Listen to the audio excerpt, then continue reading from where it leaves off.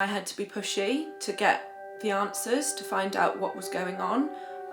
It's terrifying to think if I hadn't been, could my cancer have advanced? The doctor on the phone couldn't give me any more information. So I knew I had cancer, but I didn't know how bad it was.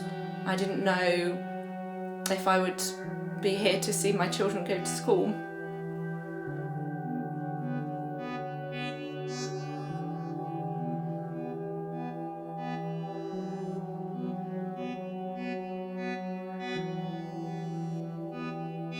I'm Toria and I'm a nurse living in Worcestershire, and this is my story of being diagnosed with cancer during the pandemic. So it all started at the beginning of March when I found a lump in my abdomen. So I went to the GP the next day.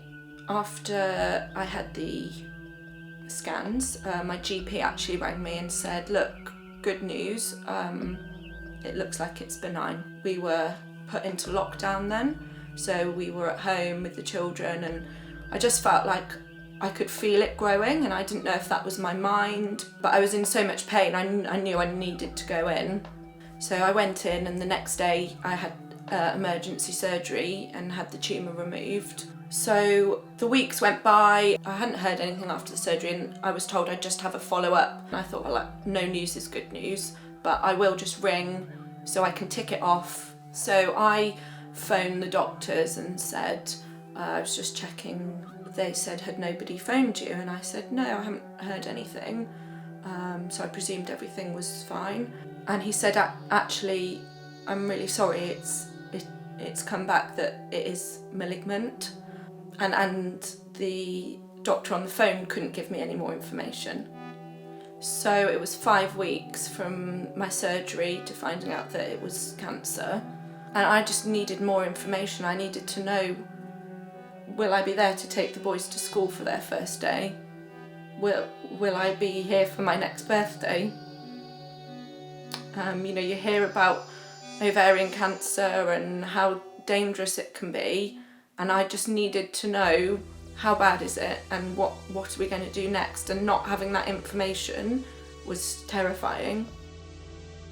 So they said to me after my surgery that due to the pandemic and the delay in the labs that there might be a slightly longer delay in waiting for the histology, but they weren't worried at that time because they thought it was benign. And I believe there was some miscommunication, possibly due to the fact that the pandemic and people being so busy.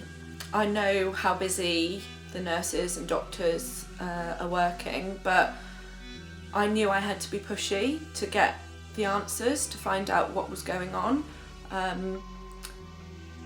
It's terrifying to think if I hadn't been, what might have happened, what my situation could have been. Could my cancer have advanced in that time if it had been left longer?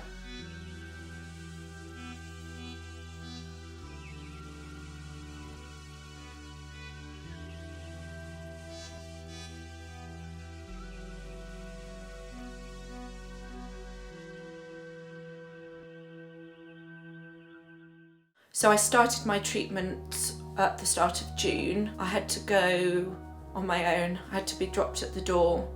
I can't really describe the fear. It was, I was trying so hard to be brave, but I just walked in and burst into tears because I just didn't know what to expect. I didn't know what was coming. I only saw 2 people on the whole ward when I first started my treatment.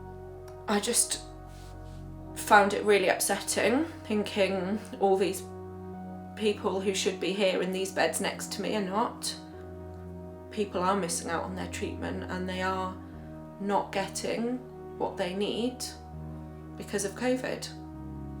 So at the end of my treatment, blood tests and the scans concluded that there was no evidence of disease. So the outlook is excellent, the chance of reoccurrence is low.